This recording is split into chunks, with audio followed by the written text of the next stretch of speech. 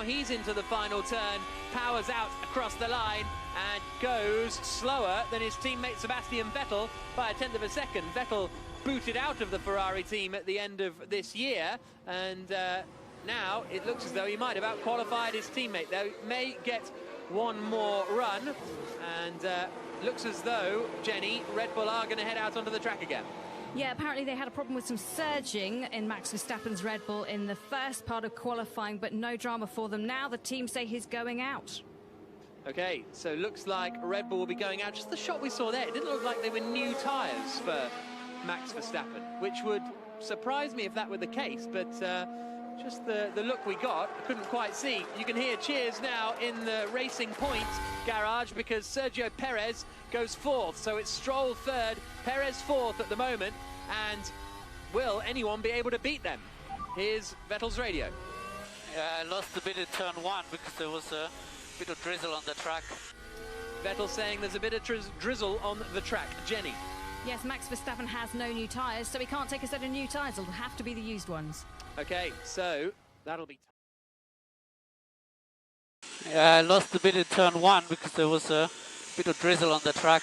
No more tyres to use, so that is putting him on the back foot, and critically both of the Ferraris and Perez jumped ahead of him, and then McLaren's might have a chance as well to do the same. So Verstappen down in seventh has a lot of work to do. Let's see what the Mercedes can do then. Pole position shootout fight. Hamilton launches into a lap, Bottas just behind. This is it, final run. Yep. Valtteri Bottas leads the World Championship after 2 races by 6 points.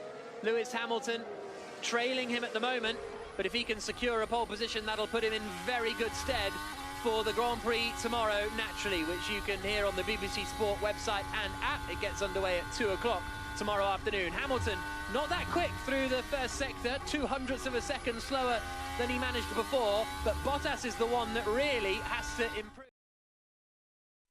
Copy that. So turn 2, there's a bit to find, maybe half a tenth, mostly coming in the entry phase. Turn 12, there's a little bit to find, again mostly entry to mid corner, and then the final corner I think both cars have time to find.